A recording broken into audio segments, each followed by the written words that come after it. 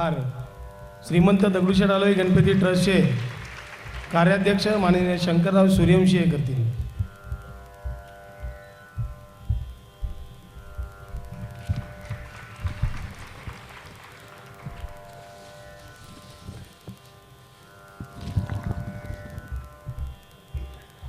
धन्यवाद.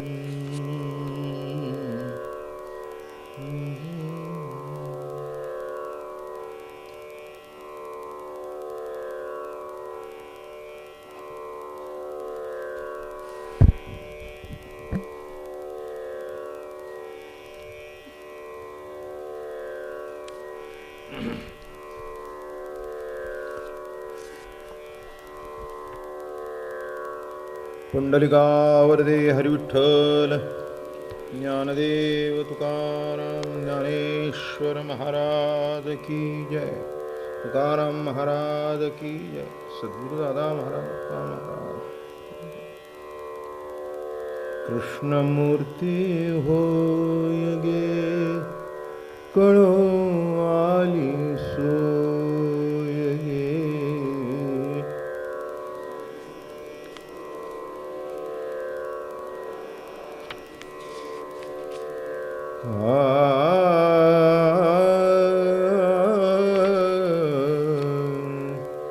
कृष्णमूर्ती होय गे कळो आली सोय गे.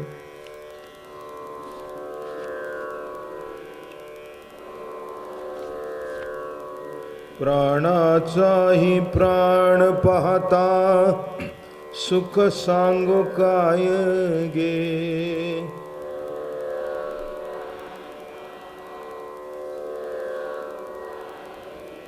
प्राणाचाही प्राण पाहता सुख सांगो काय गे.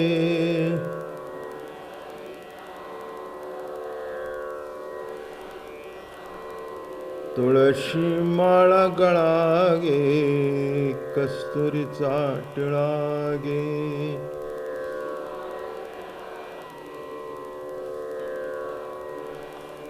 अर्धांगी रुक्मिणी विंजणे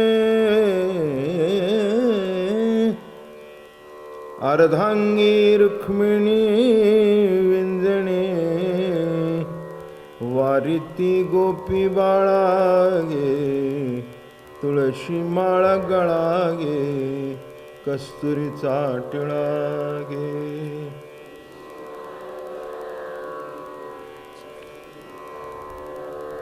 पितांबराची कास गे कसली सावकाश गे.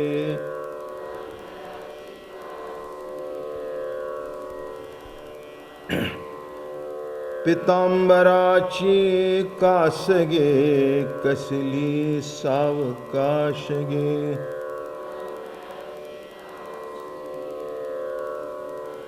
नारद तुंबर गायन करीती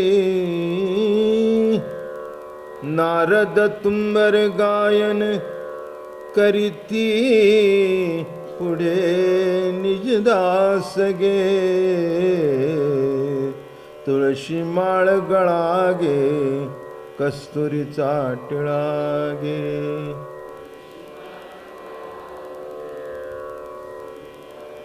अर्धांगी रुक्मिणी विंजणे वारीती गोपी बाळा गे. गोपी बाळा गे तुळशी माळा गळा गे कस्तुरीचा टिळा गे.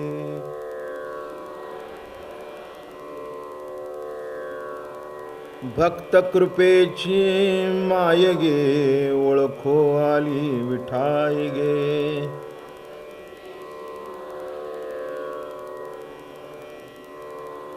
एका जनार्दनी विटे जोडियले पाय गे.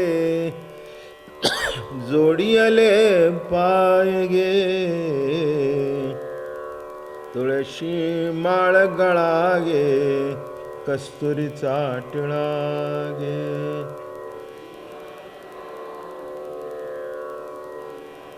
अर्धांगी रुक्मिणी विंजणे वारिती गोपी बाळा गे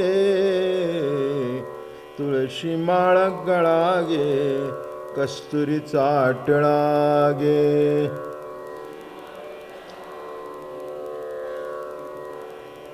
कुंडलिकावरती हरिविठ्ठल श्री ज्ञानदेव तुकाराम ज्ञानेश्वर महाराज की जय. तुकाराम महाराज.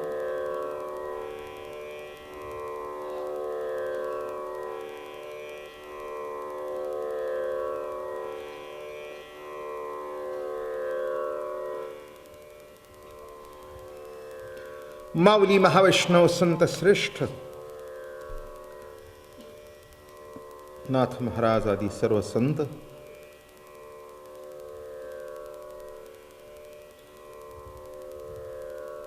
या कथेचे आद्य कथाकार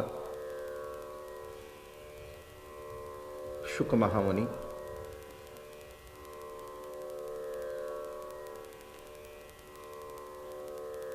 व्यासाने लिहिली, पण परीक्षित राजाला कथा शुकदेवाने सांगितली.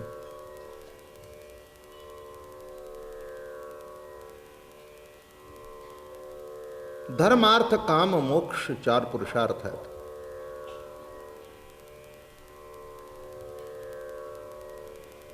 धर्माचं आचरण करावं लागतं कर्माच्या माध्यमातून, मग फलश्रुती. कामाची फलश्रुती मनात आल्याबरोबर मिळत नाहीये, त्याच्याकरता सुद्धा कर्म आहे. पैसा काही चटकन मिळत नाही. पैसा मिळवण्याकरता सुद्धा माणूस खटपट करतो आणि मग म्हणतो मी 100 रुपयाच्या भांडवलाने सुरू केली आणि आता माझं 10 लाखाचं भांडवल आहे. म्हणजे ते 100 रुपये घेतले, धंदा केला, रात्रंदिवस कटपट केली, ते भांडवल वाढवलं, योग्य तऱ्हेने जतन केलं, माल खपवला आणि मग फळ मिळालं. मोक्षाकरता सुद्धा माणसाला साधन चतुष्ट संपन्न असावं लागतं, तर का तरच ती प्राप्ती होते. म्हणजे हे जे 4 पुरुषार्थ आहेत ते आयुष्याच्या साधनेची फलश्रुती झाली तर होईल, नाही तर नाही. बरं का, कोणत्याही कर्माचा शेवट कर्म केलं तरी ते नीट होईल असं काही सांगता येत नाही कोणाला छातीवर हात ठेवून. रोजची स्वयंपाक करणारी बाई असं काही म्हणू शकत नाही की आज मी तसंच करीन, नाही होऊ शकत. बरं का, कामाच्या माध्यमातून ज्या मुलाबाळांच्या करता खटपट केली, मुलं-बाळं झाली, ती चांगली निघतील असं काही सांगता येत नाही. माणसं म्हणतात आम्ही पोराबाळांना घडवलं, द्या सोडून. हां, त्यांना मार्गदर्शन करावं, शेवटी करायचं न करायचं हे प्रभूच्या हातात असतं. त्या पद्धतीने कार्य जीवनामध्ये चालू असतं. म्हणजे इतकं काही सोपं नाही, कर्म हे करावंच लागतं. असं आहे का की मोक्ष चटकन मिळाला? इतकं काही सोपं नाही आहे, नाही का. मोक्ष हे परमप्रयोजन आहे, नुसतं प्रयोजन नाही तर परमप्रयोजन आहे. म्हणजे त्याचा अर्थ असा आहे की जवळजवळ प्रत्येक माणसाला परमार्थ जेव्हा करतो तेव्हा त्याच्या मनामध्ये एक असतं की आपण मुक्त व्हावं, म्हणून परमप्रयोजन आहे. काय सांगतो नीट लक्ष देऊ नये का. हे 4ही पुरुषार्थ साधण्याकरता खटपट करावी लागते. पण हे प्रभू, तुझी कथा अशी आहे की ती कानाने ऐकल्याबरोबर जीव बद्ध आहे, तो मुक्त होऊन त्याच्या पलीकडे जातो. काय म्हटलं मी, कुठे आलो आपण? तुझ्या कथेचं सामर्थ्य असं आहे, ऐसे निमाते विश्व कथित कथिते नितोषे कथु विसरत मग तया विसरा माझी विरत जीवे अंगे. ऐसे निमाते विश्व कथित कथिते नितोषे कथु विसरत. जेव्हा माझी कथा चालते ती कथा नुसती श्रवण केली की माणसाचा उद्धार होतो. कशावरून? तर परीक्षितीचा झाला त्याच्यावरून. आणि म्हणून या कथेला, या श्रवण भक्तीला अत्यंत महत्व आहे. अरे का, जे कर्म फलद्रूप होणार नाही, जी मुक्ती सहज साध्य होणार नाही, ते नामानी आणि हरिकथेनी त्वरित देवाची द्वारी उभा क्षणभरी, तेणे मुक्तिचारी साधियेल्या, तेणे मुक्तिचारी साधियेल्या, तेणे मुक्तिचारी साधियेल्या. लक्षात घ्या काय म्हटलं की पुरुषार्थचाच अर्थ असा आहे की पुरुषाचा हातून तेवढं कार्य घडल्याशिवाय तो पुरुषार्थ प्राप्त होत नाही, ते कर्माचा शेवट होत नाही. तसं नाही आहे हरिकथेचं. श्रवणाच्या मीसे बैसावे येवोनी, आणि साम्राज्य भुवनी सुखे नांदा, साम्राज्य भुवनी सुखे नांदा, श्रवणाच्या मीसे बैसावे येमोनी. लक्षात ठेवा. म्हणून हरिकथा ऐकाविषयी वाटणं हे सुद्धा जन्मजन्मांतराची पुण्याई लागते. नारद जगभर फिरत बसले हरिकथा गुणगान गात. हरिगुण गावत नाचुंगी, हरीचे गुणगान गात. आणि म्हणून बाकीच्या सगळ्या गोष्टीला अधिकार लागतो, पण अनाधिकारी जीव सुद्धा या कथेमध्ये त्वरित उद्धार पावतो. अरे का, कर्म करणं काही सोपं आहे का? अर्थ प्राप्ती ही तरी काही सोपी आहे का? नाही का? कोणतीही गोष्ट सोपी नाही आहे. कष्ट करावे लागतात आणि तेव्हा त्याचं फळ पदरात पडतं. हा साधा नियम आहे, साधा नियम आहे. आणि इथे कष्ट काय? तर श्रवणाच्या मिसे बैसावे येऊनी, आणि साम्राज्य भोनी सुखे नांदा. आणि अशी ही कथा चालू आहे.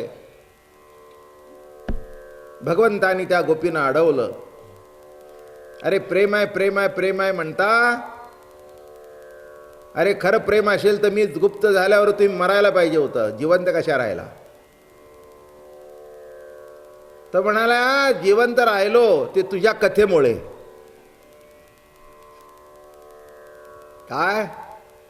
तू गुप्त झाल्यानंतर आम्ही तुझी कथा कानाने ऐकत होतो, आणि तुझी कथा श्रवण केल्यानंतर सत्कथा श्रवण करवी पियुष चाखवी. सत्कथा श्रवण करणी पियुष चाखवी. सत्कथा श्रवण केल्यानंतर कानामध्ये जे अमृत गेलं, त्या अमृतामुळे आम्हाला जीवन प्राप्त झालं. पण हे प्रभू, एक सांगावंसं वाटतं, एक अजून पुढे जाऊन सांगतो. कथा ऐकल्यानंतर पाप जातं पण ताप जात नाही.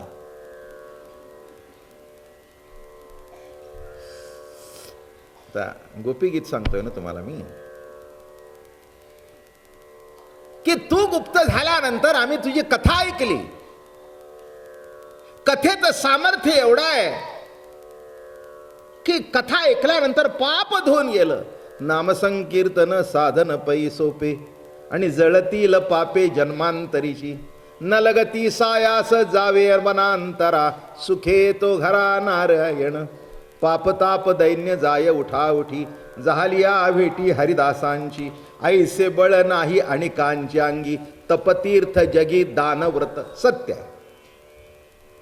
पाप गेलं, पण तुझ्या सगुण दर्शनाची जी ओढ लागून मनामध्ये ताप निर्माण झाला, त्याचा काय? कृष्णा, हे कसं लक्षात आलं नाही? हे तुझ्या सगुण दर्शनाशिवाय तो ताप जाणारच नाही. लक्षात घ्या.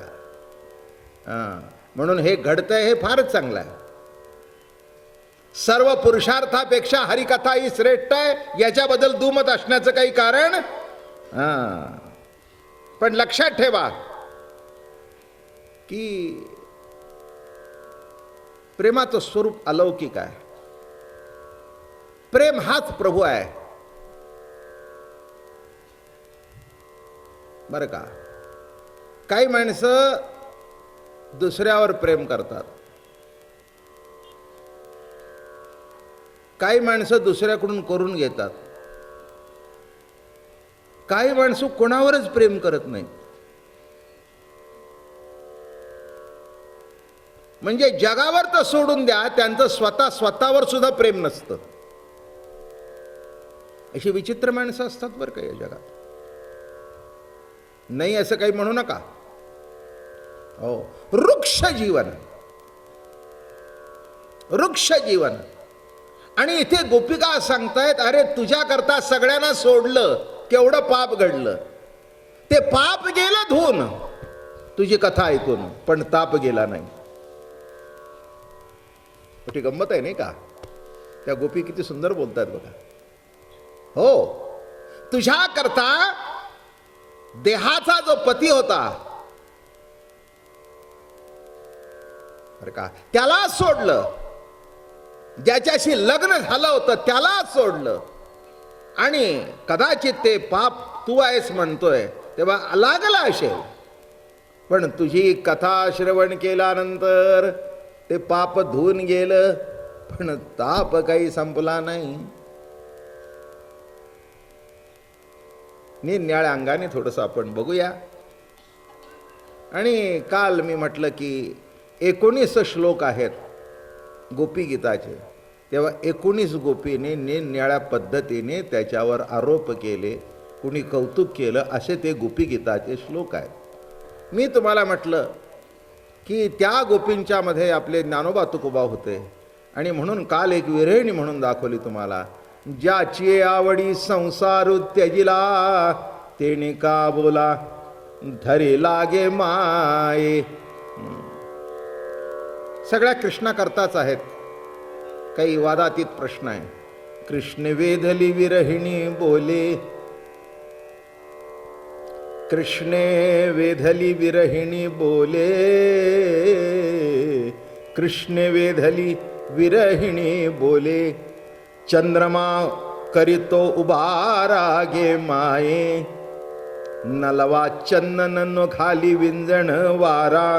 हरिविण शून्य शेजारू गे माये,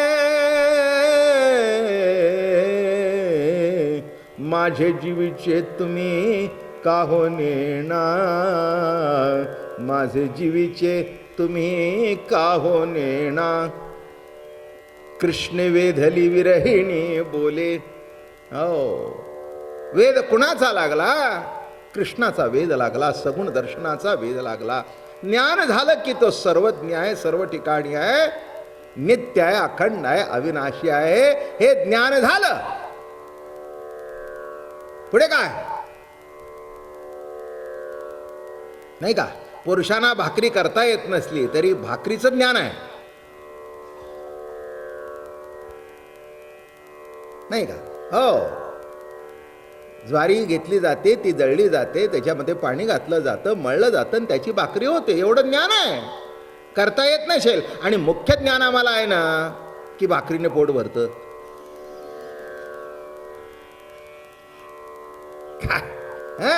एवढं आहे ना. लक्षात ठेवा. पण एक महत्वाचा भाग सांगतो. नुसतं ज्ञान असून भागत नाही, ते कर्मातून प्रगट व्हावं लागतं. म्हणून जिच्या हातून ते कर्मातून प्रगट होतं तिला अनन्य व्हावं लागतं. आलं का लक्षात. त्या बायकोला अनन्य व्हावं लागतं बरं का. म्हणून वस्तू आणून देतात पुरुष, पण करते बाई. तसं वस्तुरूप परमात्मा आहे, पण वस्तूची प्रक्रिया ज्याच्यातून प्रगट होते, प्रक्रिया, तिला प्रकृती म्हणावं. तिला प्रकृती म्हणावं. हा मुख्य मुद्दा लक्षात ठेवा. आणि म्हणून जीवनाकडे, जगाकडे निरनिराळ्या पद्धतीने बघितलं जातं. गंमत बघा. चला विचार मांडू. आता काय प्रवचनच करायचं आहे. 15 दिवस झाले बरं का. हां, म्हणजे उद्यापासून एक एक दिवस कमी होईल. आत्तापर्यंत एक एक दिवस वाढ होते, उद्यापासून एक एक दिवस कमी होईल. तेव्हा जसं काही मला कळलं तसं 15 दिवस सांगितलं.